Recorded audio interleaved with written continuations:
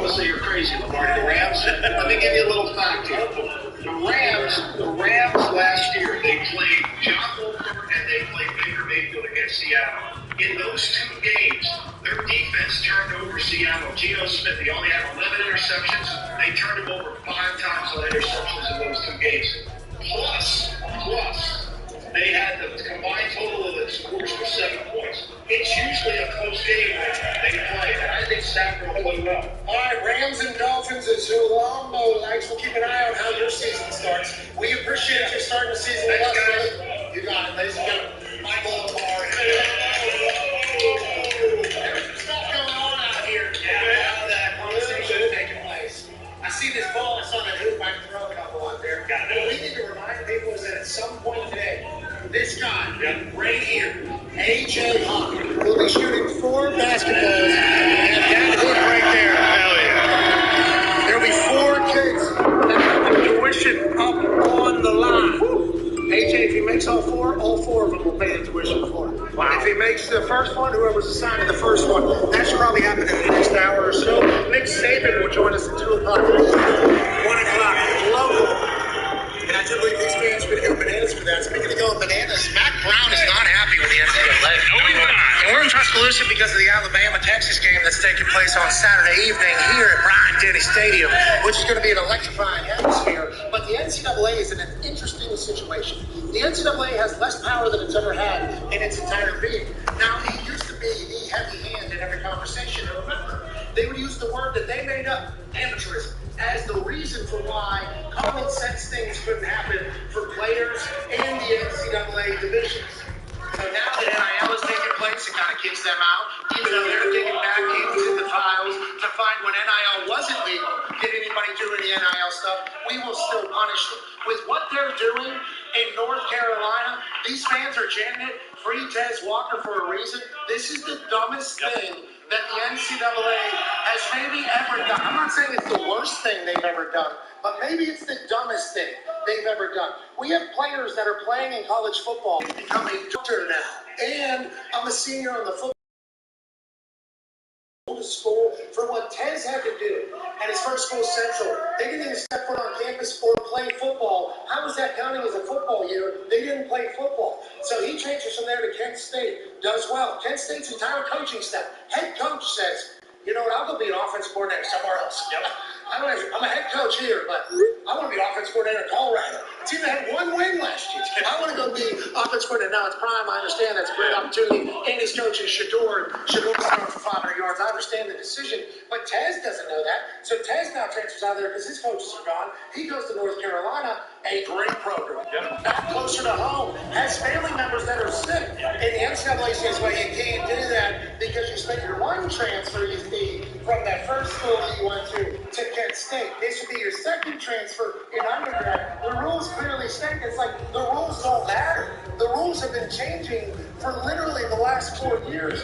End over end. Oh, you can actually have another year in school because of COVID. Was that a rule? Was that a rule at any point? So, how about the transfer post-grad? Well, you used to have to sit out. Now you can move however you want. It makes no sense that you're not letting this dude play. And it does feel like you're personally attacking him. And it's stupid. At some point, though, and Tone, you were listening to the Cover 3 pod this morning, and they basically said, like, does the NCAA have the power, or can he just go out and play? Like, what happens if him and Mac Brown say, who cares? Let's just go out and play. What's the NCAA going to do? What could they do?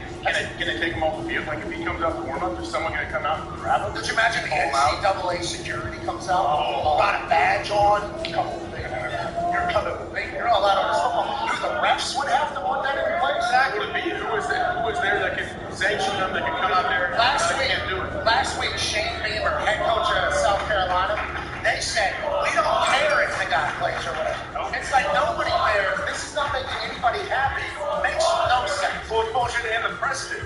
Like, if this happens next year with another unbelievable player that might want to go and play at a different school, especially going from Kent State to North Carolina, like, that's a big jump. So if he can really play well in North Carolina, probably changing the trajectory of his life and, his family's lives.